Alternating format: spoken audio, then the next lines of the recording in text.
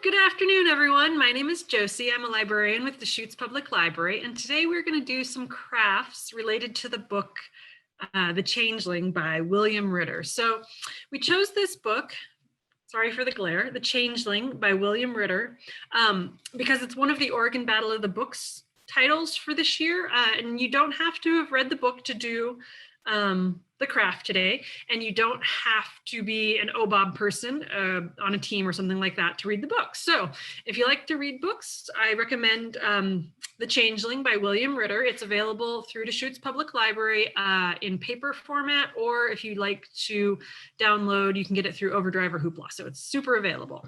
So today I wanted to do some crafts related to this book, and I want to let you know that we are recording today, so anything that happens today will be recorded and posted to YouTube. If you're here with us live today, hi. This is a webinar format, so I will be doing most of the talking, pretty much all the talking actually, but you're welcome to ask questions or chat with myself or Sheila Greer, who is helping me out today. So if you wiggle your mouse around there at the bottom, there's a Q&A and a chat function. You can use either one of those and we'll try to answer the questions as we go along.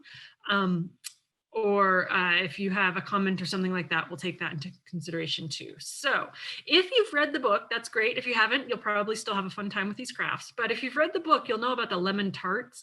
I really wanted to do lemon tarts with you guys today, but it just seemed a little too complicated for me to do via this platform.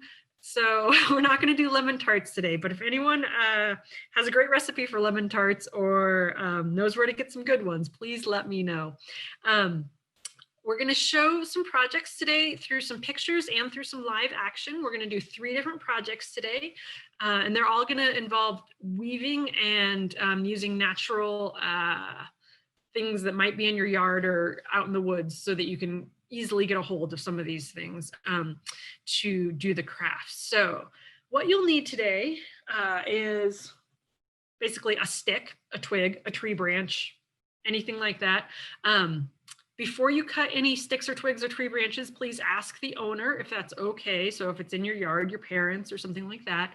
So you're going to need some sort of sticks, and you can use sticks or twigs or tree branches, or if you wanted, you could use toothpicks or tongue depressors or popsicle sticks or something like that. You'll also need some sort of yarn or string or twine.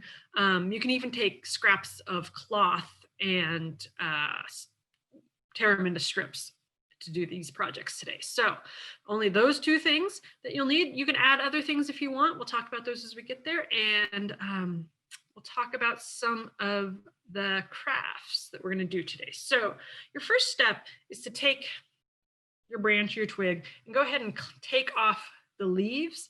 Now my branch has thorns, so I took those off too. So after I did all that, it looked kind of like this. I also cut some of my sticks and twigs up so they just look like this. And once you have these, we're pretty much ready to go. I'm going to share my screen. It's going to be some pictures that I took of this project so that you can see as I go along how I did that. So it takes me just a second to get through all the steps to share my screen because I have to do a lot of clicking around. And then let's see, some screen mirroring. Zoom. Okay, there we go. So that's just the stick I started out with. I cleaned off all those leaves and made it ready for crafting. So what we're going to do is we're going to weave some different things with our stuff, but I'm going to show you some of the supplies. We have that. I cut 2 sticks. They were supposed to be equal length, but obviously they're not quite. And it's a-okay if they're not equal length. I also wanted kind of straight. These are a little curved. If you wanted super curved, it would just look different in the end. And then I have a branch stick like this. So those are the nature pieces, the pieces I got from the yard. And then I took what I had around my house. You might have something completely different, but I had some green yarn, I had some white yarn, I had some embroidery floss. So those are the things that I used. So let's see here. We are going to start out with the first project. I'm going to go ahead and stop sharing my screen for a second and show you. So our first project is a woven square. So it's, or diamond, I guess. Some people call this a God's eye or ojos de Dios. But we're doing just a woven project. There's different ways to do it, and I'm gonna walk you through some of those ways. So this is a small version of what you could make at the end. So I'm going to go ahead and share the screen again for some steps, and then I promise we'll do it live so you can see those steps again. So oops, oops, oops, oops. Uh-oh, screen sharing catastrophe. Got to do a lot of clicking to get to where I want to go. There we go. So if you want to make this craft, you go ahead and you take your 2 sticks and you put them in a crux like that. So they are just crossing each other. You start out by wrapping your string really tightly around that middle part. And this doesn't have to be organized. It can be even, uneven, however you want to do it. Just make sure it's nice and tight so that those pieces are stuck together. And then you'll start the weaving, which I want to show you live how I did that. So I'm going to stop share and I'm going to be back here. So you've got your piece like this. And I'm going to get kind of closer to my camera so you can see it. And I'm going to turn it on its side. Now you can do this different ways. Do you see how the string goes over here and under here? That's how I wanted to do mine. Over, under, but you can do yours all over or all under. And I'm just going to make mine solid. Some people do these with a different color, like in stripes, or some people even do different colors every year. So they do it as a birthday thing. They make one different stripe and different color for every year. So you can do it like that, but we're just going to do it with one color. So I'm taking my string, I wrap it once around, which I've already done. So let me unwrap it. Okay, so I take my string, I wrap it once around. Oops, did you see that? So, once around. And then I go to the next side. And remember how I was saying over, under? So this side, you can see my string is in front of the stick. I wrap it around. And then I want to go down to the bottom. And now, do you see how the string is behind the stick? So I wrap it around. And then I come back up here. You see how, again, it's in front. I wrap it around. Go up to the top one. I just keep moving my hands around so that I don't get in my own way. Now, again, we're behind the stick. Wrap it around. Oops. And come back down in front of the stick. Wrap it around. And you just keep going until it's as big as you want it to be. So you can make these as colorful as you want. You can make them single color. You can hang them. You can put beads on the string as you're doing them. You can use it as a tree ornament outside. There's all sorts of fun things you can do with it.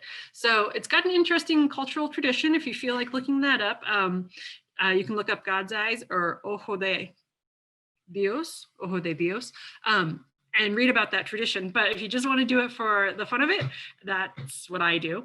And you can make an interesting woven pattern just out of a stick and some yarn. So that's our first craft, which took the sticks and the yarn, wrapped them around the sticks, and just kept going around and around and around until you have the beginning of maybe an eye, or maybe it's just a diamond. I like more as a diamond. So that's our first craft. So craft number 1. We have some other crafts today that are going to be built on a stick like this. So this is just one stick. It's already attached. Nothing has to be stuck together to it.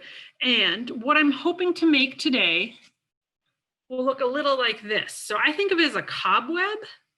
It's got all different angles. It's not flat.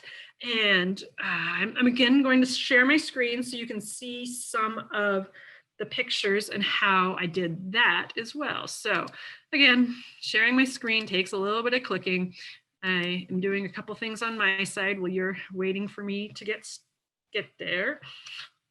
And inevitably, all the time, I push the wrong thing and we get to the wrong place, but that's okay because we'll get there eventually. So there's our God's eye again. Let's go ahead and switch on to this. So I start with the same thing. I start by wrapping the yarn around the stick where the different twigs meet. And that's just to get it started. I cover or tie the string at that point, and then just go willy-nilly wherever you want to go. Start at one place and just wrap it from here to there to here to there, whichever twig feels good to you, whichever twig you're most excited about. Just start wrapping it around. So I'm going to stop share again, make it so that you can see me. So again, I just take this stick, take my big ball of yarn, and I'm going to get really close so you can see what I'm doing. There's an end. Take the end, put it right in there, wrap it around, and then wrap it some so that it holds it tight. Oops. Okay. So you can see I've wrapped it just a little bit, so it's all wrapped around. You can spin it and then just wrap it. Just put it wherever you want until you have it like that, and keep going. So you can make it in a pattern so it's more like a spider web, or you can make it willy-nilly so it's not at all like a spider web.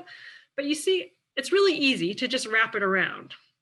Now I'm going to put this down because I had an idea, but I didn't actually go through with it. So this one's totally up to you.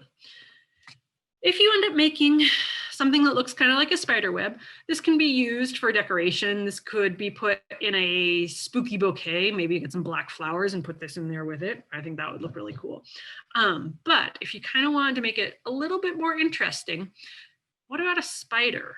Now, I don't have any spider toys, like little teeny plastic spiders around my house, but I do have buttons. And I was thinking, maybe if I sewed one of these buttons on and put some strings coming out of it, like 8 strings for an 8-legged arachnid spider, that would make it even cooler. So I didn't actually do that, but that's a suggestion if you wanted to try something different. So spider web weaving, maybe put a spider in it if you want to. That one's totally up to you.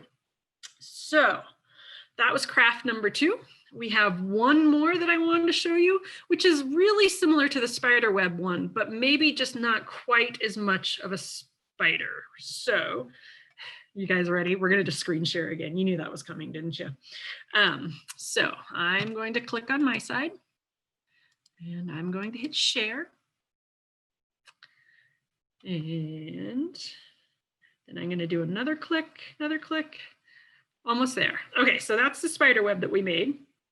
But the next one is going to use that embroidery floss and our stick again. So this one could look like a spider web as well, but it's also possible that it could be a little bit artier. So I want to show you what I made.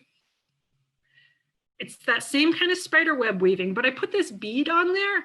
I really wanted some bells so I could shake it and make noise too, but I don't have any bells. So I just used the bead. I have some beads around the house that I could use, but I really needed to use this thinner material to be able to put the beads on because the beads all have a hole in them and the thinner string needs to be used to put the beads on.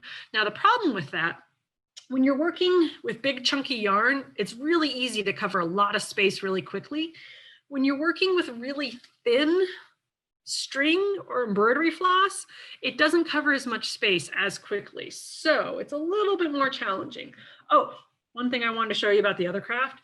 If you don't like what you made, you just do it backwards. So I need my stick to show you my floss craft, my string craft.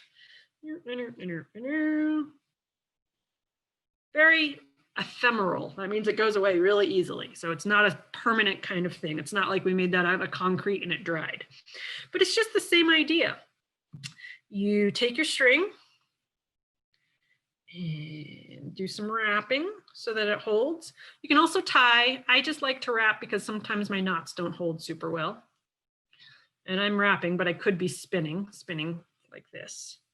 Sorry, I keep dropping it out of the camera view. Okay, so once you have it, it's just the exact same thing. I'm going to start on this low one, wrap it around once, go into the middle one, wrap it around, go to the side one, wrap it around. You've got just a little bit of structure started. If you want to cover a lot of space, you make really big choices. If you want to cover just a little space, you just cover a little space. And keep doing this until you get it to where you want it. Now, say I wanted a bead right here. I would have to cut the string so I can put the bead on there. But it's really easy to do. You just take your bead, thread it on there, and then keep going. So if you do cut your string, just make sure you have enough to keep going. So you just keep doing it. This one looks a little more spider webby, but it takes a little more patience. So it's up to you which one you would like to try. And like I said, you can put beads on there. I wanted to put bells on there. You could put your spider on there, anything you wanted. So that was our third one. It's pretty similar, but you can make it different based on what you put on there or putting nothing on there. So those were our 3 crafts for today. We had the woven square or diamond. We had our woven cobweb. I would love to see someone's spider in their cobweb. And we had our beaded one. Now I chose these crafts because they dealt with forest and nature. And we know in the Changeling, they spent a lot of time in the forest. And there's also some sneaky vines that maybe they didn't weave with, but it was really easy to get tangled up in those vines. So that was something that made me think that these would be good fun crafts to do with the Changeling. Now, really quickly, I wanted to share a couple of other things with you. These crafts are super fun, but if you want to do other crafts, the library has a ton of resources that they can share with you. And just one more time, guys, I promise. I'm going to share my screen and show you our website. So this is the library's website. It's DeschutesLibrary.org. You can see that up at the top. When you're at DeschutesLibrary.org, if you go to Research and Learning, see it's in blue right now, and you click on that, this list comes down. There's DIY and self-improvement. DIY means do it yourself. So if you like to do things yourself, you get this whole list. Whoa, there's a lot of things in there. But I just really quickly wanted to show you Creative Bug. So if you click on Creative Bug, you get the library's Creative Bug website. You see Deschutes Public Library up here at the top.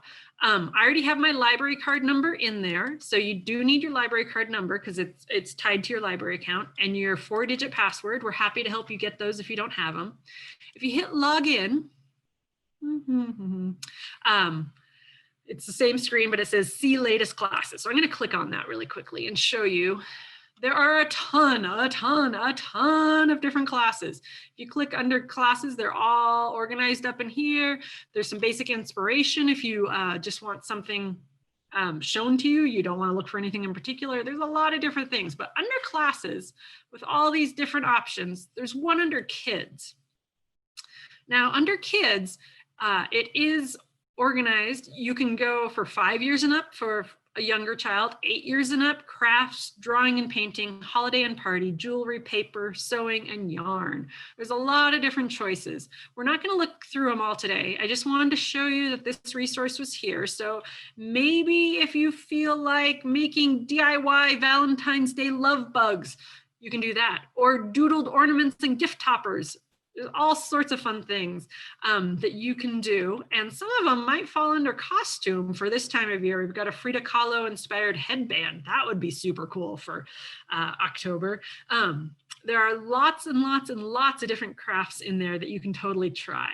And there's just one more thing, friends, that I wanted to show you.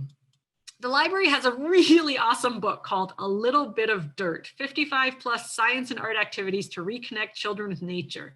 If you like nature crafts, this is an awesome book, and you can put it on hold. It's available now. You can place it on hold and get it at your local library. So those are super cool resources if you want to do some more crafting. Otherwise, you can watch this video again, slow it down so you can see what's going on, and make one of our weaving projects today. So thank you so much for joining us today. And if you didn't join us today, if you're watching it in the recording version, thanks for watching today. Have a wonderful day. Thanks. Bye.